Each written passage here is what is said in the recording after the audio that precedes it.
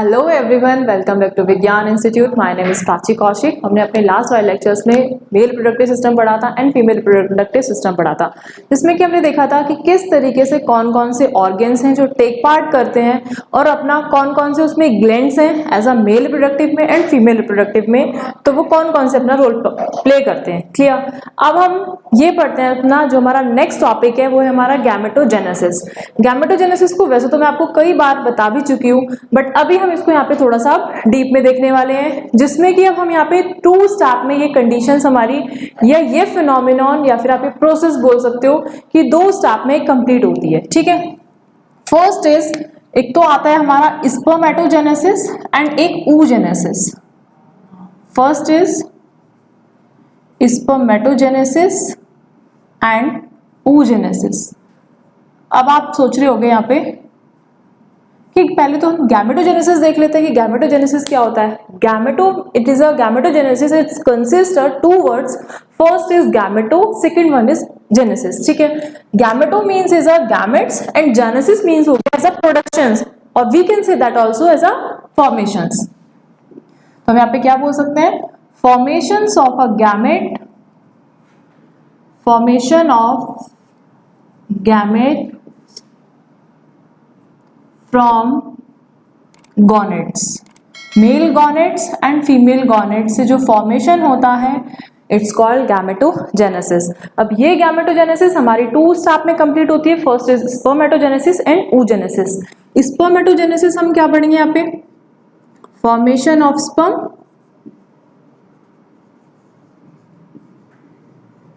Formation होगा sperm का from testis. ठीक है, कहां से होगा, फ्रॉम टेस्टिस, क्योंकि testis is a primary sex organs which produce a sperm. हमने यहाँ पे जब मेल रिप्रोडक्टिव सिस्टम पढ़ा था उसी में हमने ये चीज पढ़ ली थी कि टेस्टिस इज अ क्या है, एक प्राइमरी सेक्स ऑर्गन की तरह एक्ट करती है जो कि स्पर्म को फॉर्म करने में हेल्प करती है। Clear. And second one is oogenesis। oogenesis में क्या आएगा हमारा, फॉर्मेशन ऑफ ओवम और एग। फॉर्मेशन ऑफ एग भी बोल सकते हैं, फिर आप ओवम भी। ठीक है। From ovary, from ovary it's called oogenesis। अभी फिलहाल जो पढ़ने वाले हैं या फिर आपको ये सामने दिख भी रहा होगा, एक मैंने स्ट्रक्चर यहाँ पे ड्रॉ किया हुआ है, इसके कुछ मैंने फेजेस बनाए हुए हैं। और ये जो फर्स्ट जो हमारी प्रिमोडियल जर्म सेल से एक जर्म सेल जो कि हमारी डिप्लॉयड इन नेचर में है, किस तरीके से स्पर्मेटिड का फॉर्मेशन करती है। दैट मीन्स अभी हम क्या पढ़ने वाले हैं अपना हमारा स्पर्मेटोजेनेसिस। oogenesis को अभी हम बाद में देखेंगे। तो फर्स्ट हम पहले स्पर्मेटोजेनेसिस देखते हैं। स्पर्मेटोजेनेसिस जो होती है वो हमारी कंसिस्ट होती है, ये भी हमारी 2 फेजेस में कंसिस्ट होगी। ठीक है। It consist of 2 phases.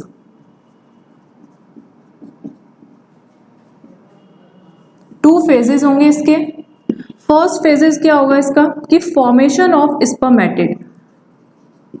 जैसे कि मैंने भी आपको बताया कि जो प्रिमोडियल जर्म सेल है in a diploid in nature, whereas यहां से प्रिमोडियल जर्म सेल्स में बहुत सारा डिविजन्स हुआ, मतलब सेल इसमें डिवाइड हुई, then they form a spermatid. ठीक है। तो यहाँ पे क्या हुआ, फॉर्मेशन ऑफ स्पर्मेटिड। स्पर्मेटिड का जो फॉर्मेशन है वो हम इसकी फर्स्ट स्टेप में पढ़ेंगे। एंड सेकेंड स्टेप इसमें यहाँ पे क्या होता है, मेटामॉर्फोसिस। आप यहाँ पे इसको बोल सकते हो Metamorphosis of spermatid into spermatozoa। Clear. या फिर आप यहाँ पे मेटामॉर्फोसिस यूज ना करके आप यहाँ पे ये वाला टर्म भी यूज कर सकते हो कि कन्वर्जन फ्रॉम द स्पर्मेटिड, इस स्पर्मेटिड से स्पर्मेटोजोआ में कन्वर्जन होना, वो हमारा सेकंड स्टेप में आएगा। क्लियर। अब हम अभी यहाँ पे फर्स्ट स्टेप देखते हैं कि फॉर्मेशन ऑफ स्पर्मेटिड जो होता है बेटा, ये हमारा यहाँ पे 3 पार्ट में होता है। इसमें 3 फेजेस होते हैं। कौन कौन से फेजेस होते हैं, फर्स्ट फेज होता है हमारा मल्टीप्लिकेशन होता है, multiplication phase. Second one is growth phase and third one is maturation. ठीक है। सबसे पहले multiplication, growth and last one is हमारा मैच्योरेशन। ठीक है। तो अभी हम इसमें पहले मल्टीप्लिकेशन फेज स्टार्ट करते हैं। मल्टीप्लिकेशन फेज में क्या होता है, इसमें स्टार्टिंग से जो फॉर्मेशंस होता है या डिविजन्स ऑफ सेल होती है from the primordial germ cell. Primordial germ cells में एज अ माइटोसिस डिवीजन होता है and they convert into a spermatogonium. ठीक है, क्या होता है, सबसे पहले हमारी क्या होती है, प्राइमरी, या फिर आप इसको प्राइमरी बोल सकते हो, फिर प्रिमोडियल भी बोल सकते हो। ठीक है, प्रिमोडियल ले लो, प्रिमोडियल जर्म सेल अंडरगोइंग अ माइटोसिस डिवीजन। अब जब माइटोसिस डिवीजन होगा तो ये प्रोड्यूस करेंगे बहुत सारे, मतलब 2 टाइप्स ऑफ, पहले डॉटर न्यूक्लियर को फॉर्म करेंगी, फिर उसमें आगे फिर और डिवीजन्स होगा। ठीक है, तो ये हमारा क्या होगा, मल्टीप्लिकेशन फेज में बहुत सारी अपनी ये एक सेल्स का फॉर्मेशन करती हैं। तो अभी भी जो माइटोसिस डिवीजन है तो उसमें भी हमारा क्या बना है, स्पर्मेटोगोनिया। अब आप यहाँ पे स्ट्रक्चर के थ्रू देख रहे हो, जो स्पर्मेटोगोनिया है वो भी कैसा है ना, डिप्लॉयड इन नेचर में। ठीक है, स्पर्मेटोगोनियम। ठीक है, ये भी हमारा कैसा है, 2n, सेम एज ये भी हमारा 2n है। ठीक है, अब ये जो 2n कंडीशन है, यहाँ पे अब आप देखोगे कुछ टाइम बाद क्या होगा, यहाँ पे ग्रोथ फेज होना स्टार्ट हो जाता है। ग्रोथ फेज में क्या होता है, यहाँ पे हमारा फर्स्ट स्टेप फिनिश हो गया। फर्स्ट स्टेप में क्या फिनिश हुआ, सिर्फ इसमें मल्टीप्लिकेशन फेज देखा, जिसमें कि हमने देखा कि प्रिमोडियल जर्म सेल्स थी जो जिसमें माइटोसिस डिवीजन कॉज हुआ था, जिसके थ्रू उसने स्पर्मेटोगोनियम में कन्वर्जन हुआ एंड स्पर्मेटोगोनियम में अब ग्रोथ होनी स्टार्ट हो गई। अब ये जो स्पर्मेटोगोनियम में जो ग्रोथ होनी स्टार्ट होगी, यहाँ पे आ जाएगी ग्रोथ फेज। ग्रोथ फेज, तो अब आप इस ग्रोथ फेज में यहाँ पे देखोगे कि इसमें जो हमारी जो सेमनीफेरस ट्यूब्यूल्स हमने पढ़ी थी इन मेल रिप्रोडक्टिव सिस्टम में, वहां से ये क्या करती हैं, इससे न्यूट्रिशंस लेती हैं। और न्यूट्रिशंस किसके थ्रू लेंगी, एज अ कौन न्यूट्रिशन प्रोवाइड करेगा, एज अ सर्टोली सेल। ठीक है, इन सेमनीफेरस ट्यूब्यूल में क्या होगा, हमारे यहाँ पे Sertoli cells are present. Sertoli cells are present which provide to nourishment, yeah, which provide the nutritions to the spermatogonium, which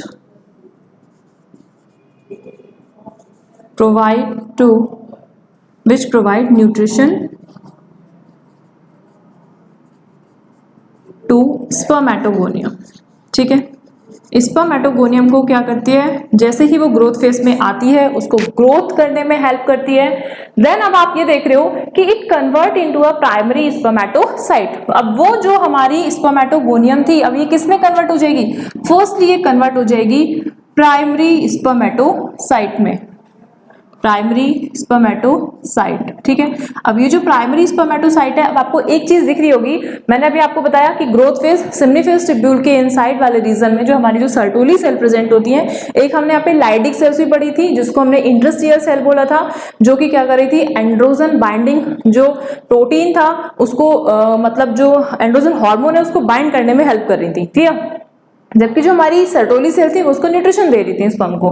ठीक है, तो अभी यहाँ पे बच्चे हमारा स्पर्म तो बना नहीं है, तो उससे पहले जो उसकी जो सेल है तो उसको वो कैसे डेवलप करेगा, वो कैसे ग्रोथ करेगा, तो उसके लिए क्या है, कहाँ से उसको ग्रोथ आ रही है, इस वाले रीजन में ग्रोथ आ रही है। उसके बाद ये कन्वर्ट हो रहा है किसमें, प्राइमरी स्पर्मेटोसाइट। आपको एक चीज और दिख रही होगी यहाँ पे इस डायग्राम में कि इस स्पर्मेटोगोनियम से अब जो प्राइमरी स्पर्मेटोसाइट का जो स्ट्रक्चर है वो थोड़ा सा लार्ज हो गया है। क्यों, क्योंकि उसको प्रॉपर अमाउंट में क्या मिल रहा है, न्यूट्रिशन मिल रहा है, उसको नरिशराइज हो रहा है वो। ठीक है, यहां तक अभी हमारा ये डिप्लॉयड कंडीशन में ही चला है। ये ध्यान रखना, बहुत से बच्चे इस बात के लिए बहुत ज्यादा कंफ्यूजन रहता है उनमें, उनको यही बात समझ में नहीं आती कि कहाँ से माइटोसिस डिवीजन स्टार्ट हुआ है और कहाँ पे जाके मियोसिस डिवीजन होगा।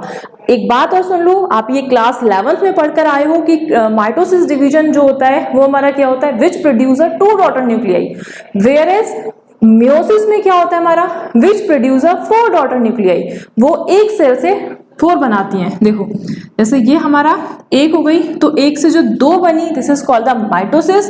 एंड यहाँ पे क्या होता है, ये हमारा क्या बोलते हैं इसको, यहाँ पे मियोसिस। एक से पहले यहाँ पे हमारी 2 डॉटर न्यूक्लियाई का फॉर्मेशन होता है, आफ्टर दैट दे फॉर्म या फिर दे convert into a 4 daughter nuclei, it's called meiosis division. Clear, ये मियोसिस हो गया और ये आपका माइटोसिस हुआ। तो अभी फर्स्टली हमने सिर्फ माइटोसिस डिवीजन पढ़ा, इसके बाद से बेटा यहाँ पे जो हमारा प्राइमरी स्पर्मेटोसाइट है, यहाँ से हमारा क्या होने लगता है, डिवीजन स्टार्ट होने लगता है इन मियोसिस कंडीशन पे, ठीक है।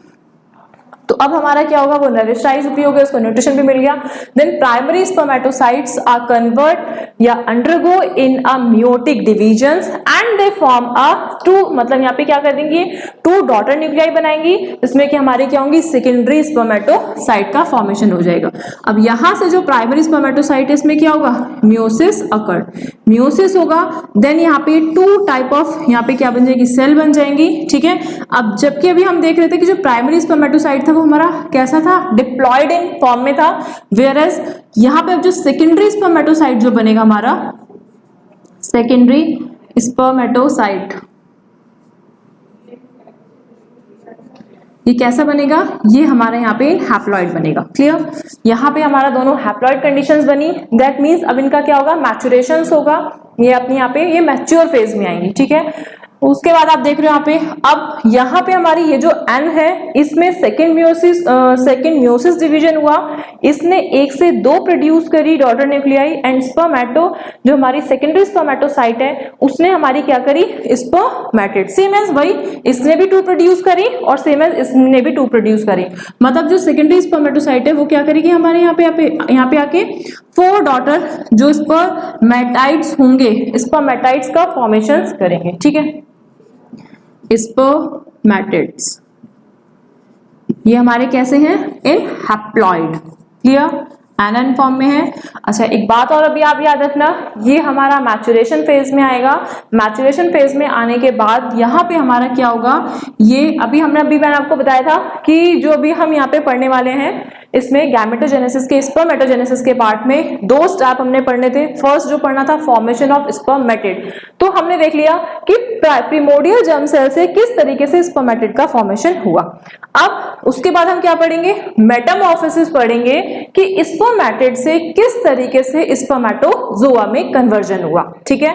अच्छा, एक छोटा सा डिफरेंस और ये भी ध्यान रखना कि अभी जो हम स्पर्मेटोजेनेसिस पढ़ रहे हैं उसमें तो हम बेटा कन्वर्जन पढ़ रहे हैं, बट जब आप फीमेल में पढ़ोगे oogenesis, तब आप यहाँ पे देखोगे कि जो सेकेंडरी ऊ साइट होगा वो कंप्लीटली एक ऊ टाइट को फॉर्म कर देगा एंड 2 to 3 पोलर बॉडी का फॉर्मेशन करेगा। क्लियर, उसमें मेटामॉर्फोसिस अकर नहीं होती, कन्वर्जन उसमें नहीं होता। क्लियर, एक छोटा सा डिफरेंस था, जिसमें कि अभी आप एक चीज और यहाँ पे देख लो कि ये जो हमारा स्पर्मेटिड है ये कैसा है, नॉन मोटाइल है।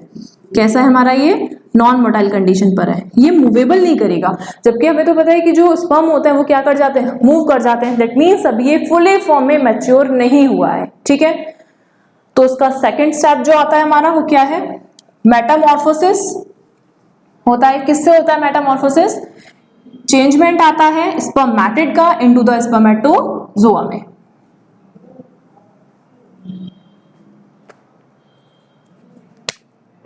सेकेंड पॉइंट हमारा क्या है,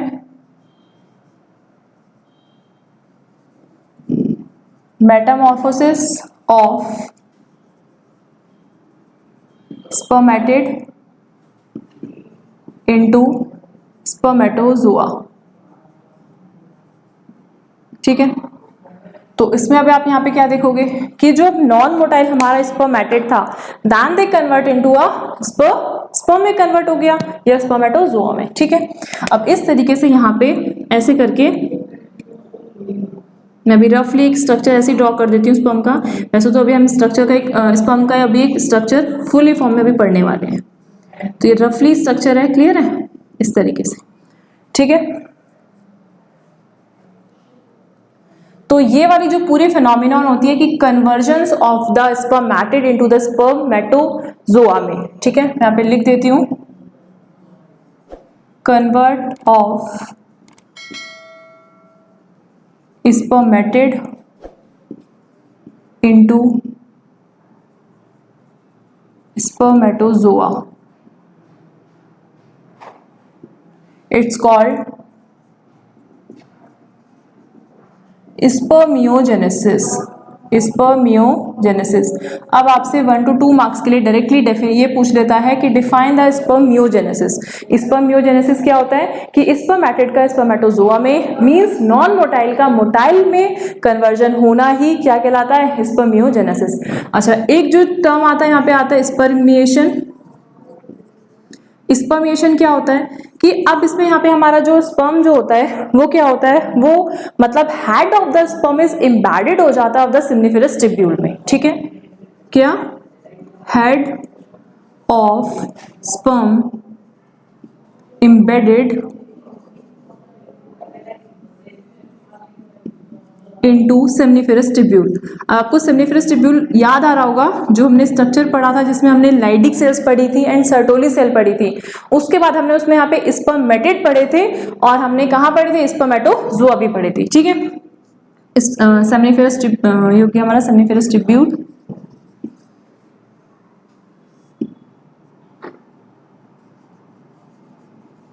आफ्टर दैट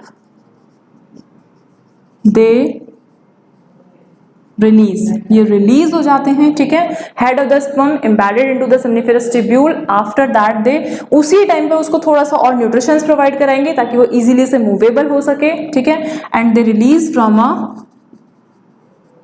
सर्टोली सेल, मतलब ये सेमनीफेरस ट्यूब्यूल या जो सर्टोली सेल्स में है वो इजीली से उससे बाहर आ जाए। ठीक है, seminiferous tubule.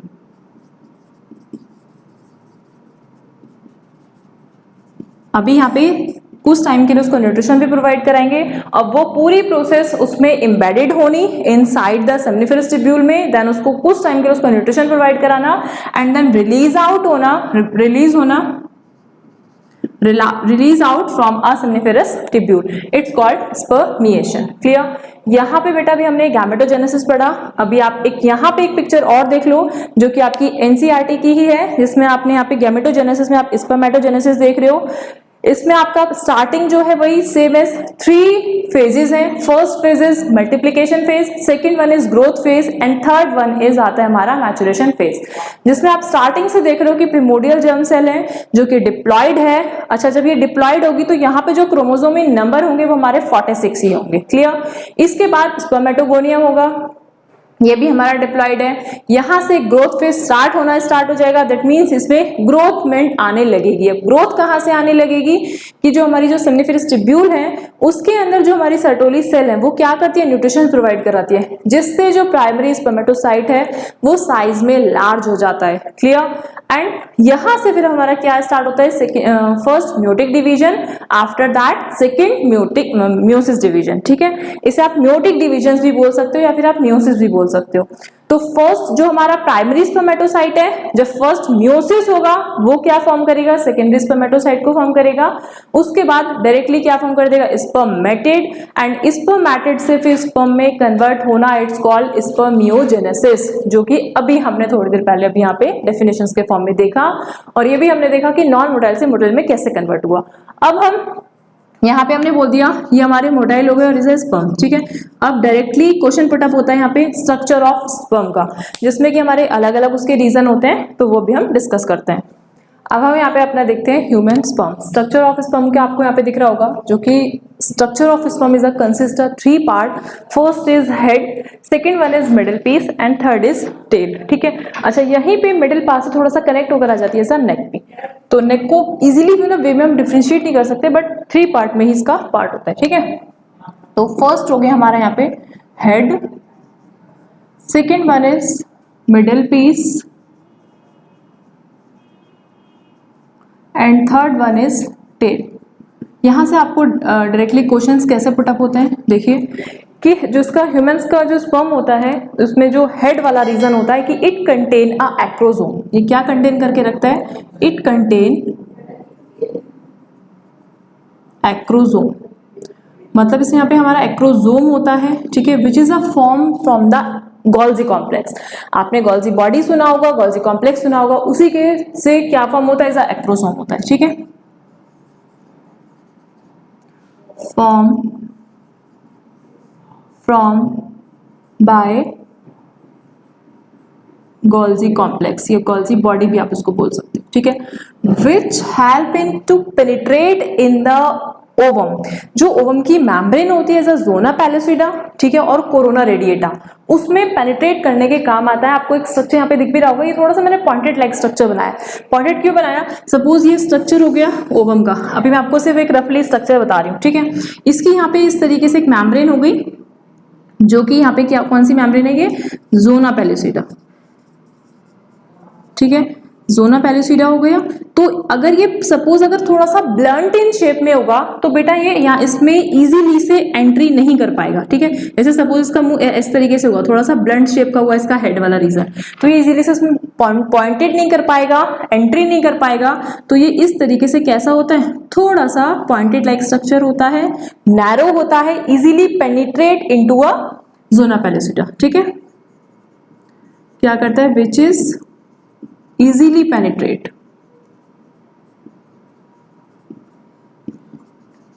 into zona pellucida of ovum female, ठीक है। zona pellucida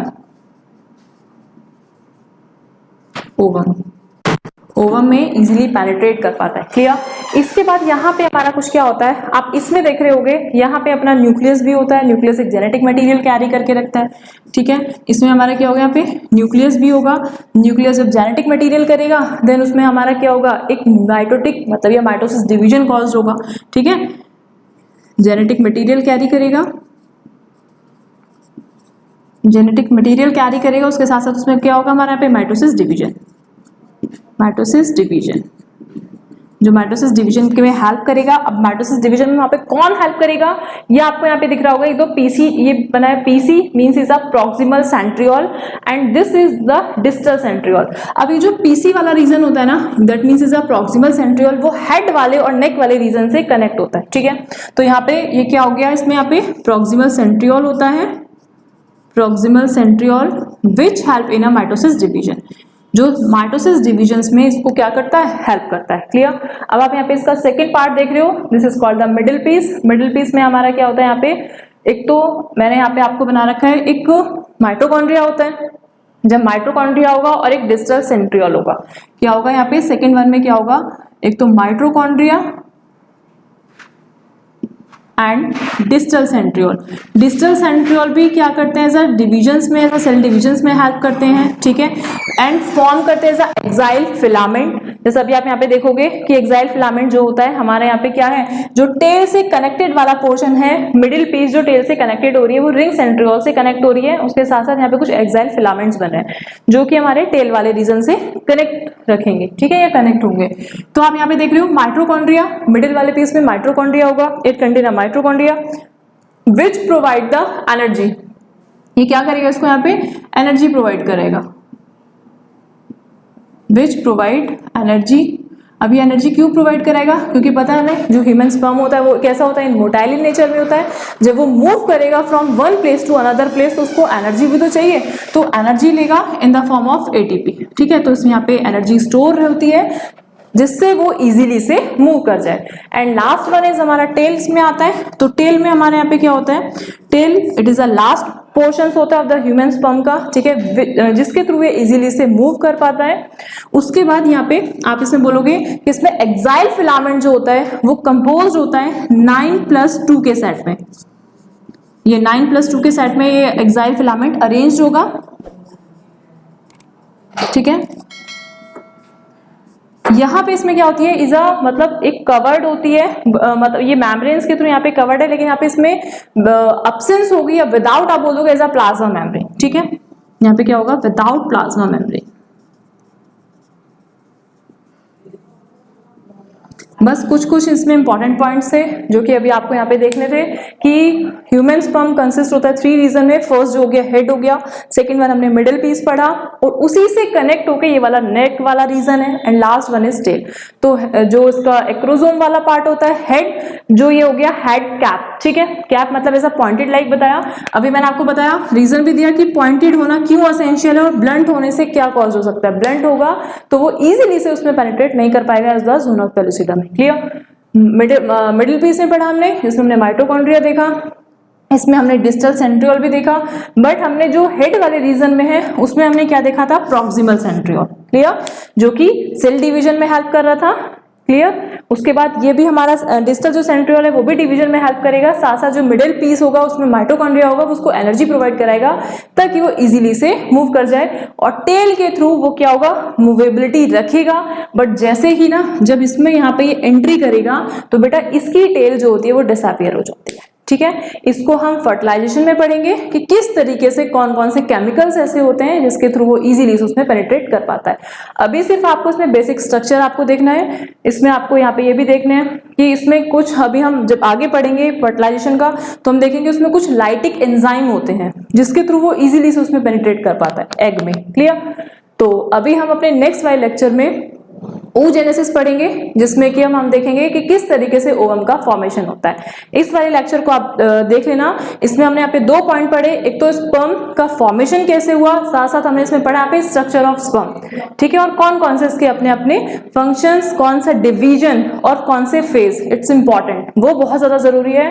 बच्चे भूल जाते हैं कौन से फेज में कौन सा डिवीजन हो रहा है, एक बार आप इसको देख लीजिएगा। ठीक है, नेक्स्ट लेक्चर में हम अपना oogenesis पढ़ेंगे। Thank you.